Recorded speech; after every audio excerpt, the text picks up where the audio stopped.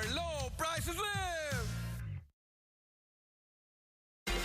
Live from KPRC, this is Channel 2 News Midday.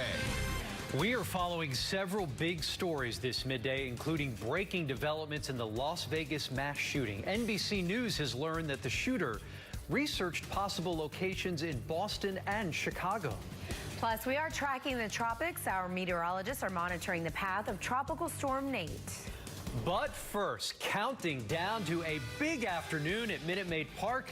Get ready for a sea of orange as the Astros take on the Red Sox in the American League Division Series.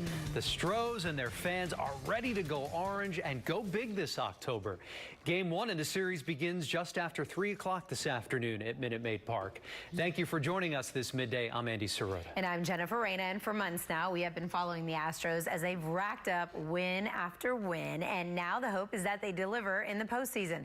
We have a team of reporters covering the angles for you, including fan excitement and security. But let's begin with Channel 2's Adam Wexler at Minute Maid Park. He is looking ahead to the big matchup. Hey, Wex.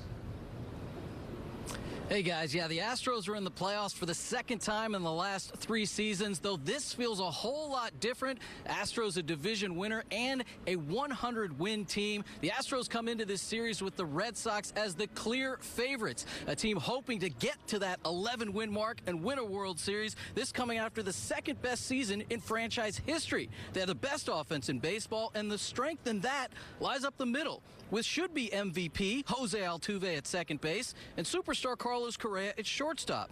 Now, Altuve won his 3rd batting title in 4 seasons, while Correa enters the postseason fresh off of winning the league's Player of the Week award. But their relationship off the field is just as strong and as important as the work the duo does on the field. I think every single year our friendship grows even more. Inside the field, obviously, you guys can see everything that happens there.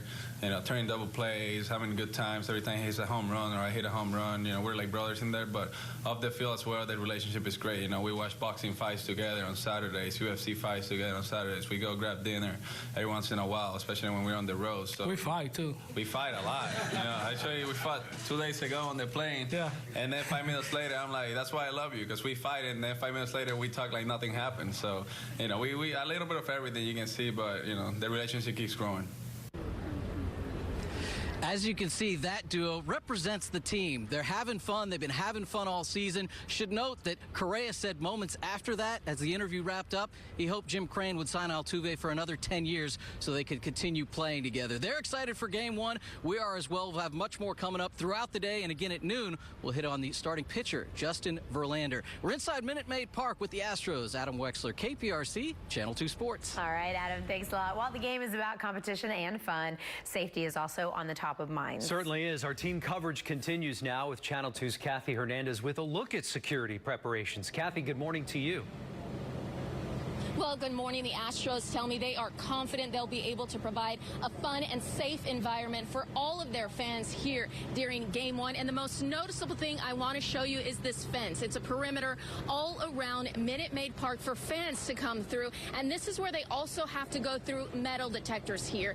Also, they have to go through metal detectors here on the other side to get into Fan Fest. And they're all according to MLB regulations. And on all corners, all areas, you can see police officers are stationed, even for these road closures. And what is most noticeable is the tower here, that it actually overlooks the entire crowd to make sure everyone is safe. Astros owner Jim Crane says this will be a great, fun game. You know, the playoffs are more intense. Security's, you know, is definitely something first that MLB looks at, so they bring in a team. So yeah, the security will be tough.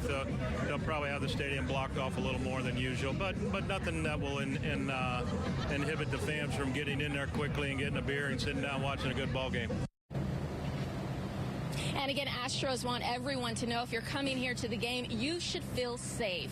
Just coming up in the next hour, we'll talk to fans about how they're feeling after such a big tragedy this week. Reporting live outside Minute Maid, Kathy Hernandez, KPRC, Channel 2 News. Kathy, thanks so much. And speaking of the Astros fans, they are certainly getting in on all the excitement ahead of the game. Yeah, postseason street festival is underway downtown, and that's where we find Channel 2's Sophia Beausoleil live. Hey, Sophia, what's the vibe down there? So the vibe is just beginning because it's still early, and right now you can take a look. You can see a line of folks who are on Crawford Street right outside of Minute Maid Park as they make their way in to the Fan Festival. And today, every fan who comes to the game is going to get this. They're going to get an Astros towel. Every single fan who has a ticket will get this towel. Now, let's go for a walk. Let me show you what's going on here. So there's something for everybody. They've got bounce houses. They've got food. They even have a place where you can play baseball.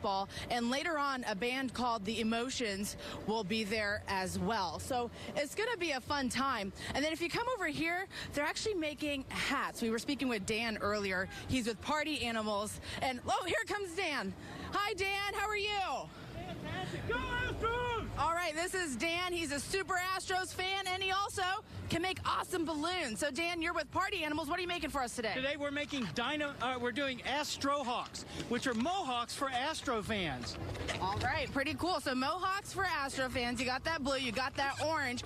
And as we're talking about orange, you notice that Dan and we both got the memo. I've been telling you the memo all morning long. You need to wear orange, whether you're coming to the game, you're at work, at home, wherever. So Dan, can I try on that hat? You absolutely can. Oh, thank you so much. You're so kind. So again, if you're going to want to come down here, you have to have a ticket, though, and there still are some tickets for sale. And some other information that you need to know, guess who's throwing out the first pitch? Mattress Mac. So I know a lot of people are looking forward to that, and they're also going to be honoring the Cajun Nation because of their help during Harvey. So we'll have another update for you coming up in 30 minutes. I know this place is going to start getting popping soon, so we'll be here for all of that. Reporting live from Minute Maid Park, Sophia Bosley, KPRC, Channel 2 News. Perfect. Our Harvey heroes. Thank you so much. And love the headgear. You're such a great sport, Sophia. Some of the Astros' tiniest fans are showing some game day love. Take a look. Children's Memorial Hermann Hospital sent us these photos showing babies in the neonatal intensive care unit wearing Astros shirts. The hospital says patients and staff wish the Astros the best of luck today. And you can read up on today's game on click2houston.com. There you'll find an article on the projected lineup and the starting pitchers. We, of course, will have more coverage for you coming up in our next half hour. And we want to see you sporting your Astros gear. Go ahead, send us a picture or a video to share at click2houston.com. We might just show it on the air. All right. Well, meteorologist Eric Brait in the house to give us that midday forecast. What do you think about the roof being open? I think it'll probably be closed, probably just because of temperatures. Temperatures getting up to 88, 90 degrees in some places today. Certainly no rain in the forecast today. Take a look. We're tracking the tropics, but take a look at Houston right here. There is nothing going on here in southeast Texas. So the weather today is going to be absolutely perfect for the Astros. We do have a tropical storm, Nate, down in the Caribbean, Western Caribbean, right along the shores of Nicaragua. Let's take a look at Nate and kind of show you what's going on. 40-mile-per-hour winds with Nate, again, just over land. It's going to be working its way toward Cancun right here over the next 24 hours or so. So 40-mile-per-hour winds gusting up to 50. It moves into the Gulf of Mexico by Saturday morning. 75-mile-per-hour winds. It is a Category 1 storm.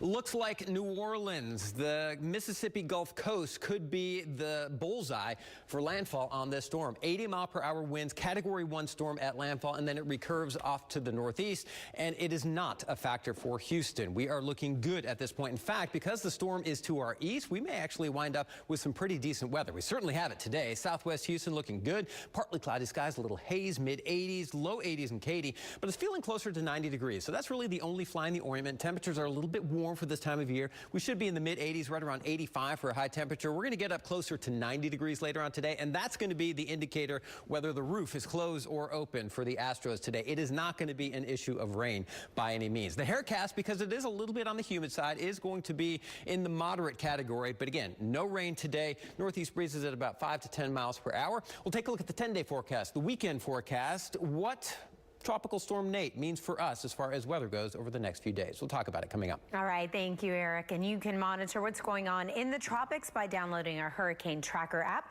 It includes an interactive tracker and alerts. The app is free. Just search KPRC in your app store. Now to that breaking news in the Las Vegas mass shooting. NBC News has learned the shooter, Stephen Paddock, researched possible locations in Boston and Chicago. Law enforcement officials say Paddock researched the Lollapalooza concert, which is held in August in Chicago. But as NBC's Jay Gray tells us, investigators still have no solid information about a motive. While police are certain there was only one gunman during the killing spree, they now acknowledge during the years he was collecting weapons, and then as he moved rifles and thousands of rounds of ammunition into place, Stephen Paddock may have had some help. You got to make the assumption that he had to have some help at some point. While investigators are now piecing together a timeline of Paddock's life before the massacre, they're still no closer to a motive. We look for actual indicators of affiliation, of motive, of intent, and so far we're not there. We don't have those sort of indicators. What they do know is there was a significant amount of explosives in his car, thousands of rounds of unspent ammunition in his hotel room, and some of the guns apparently jammed during the attack. And while they won't say what it is, investigators do say there's evidence Paddock expected to survive and escape after the attack. More than 100 federal agents and police continue to search for evidence and answers. We will get to the bottom of this, no matter how long it takes. Wednesday, the FBI questioned his girlfriend, Mary Lou Danley, and says she is cooperating fully with the investigation. In the days leading up to the attack, Paddock apparently spent time with another woman. Investigators would like to talk with her as well. As they continue to review new video of the chaos and panic at the scene, hoping to find anything Keep your head down. Go. that may help them understand a motive in this massacre. Jay Gray, NBC News, Las Vegas. Houston leaders are teaming up to help Hurricane Maria victims in Puerto Rico. Coming up, we'll have a live report from Bush Intercontinental Airport where supplies are ready to go to San Juan. Plus, a busy day for astronauts outside of the International Space Station. Learn why they're taking part in a spacewalk right now.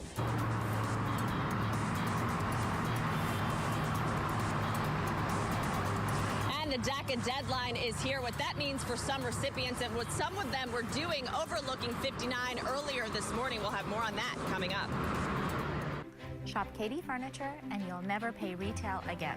Katie Furniture, 1 block north of I-10 on West Green.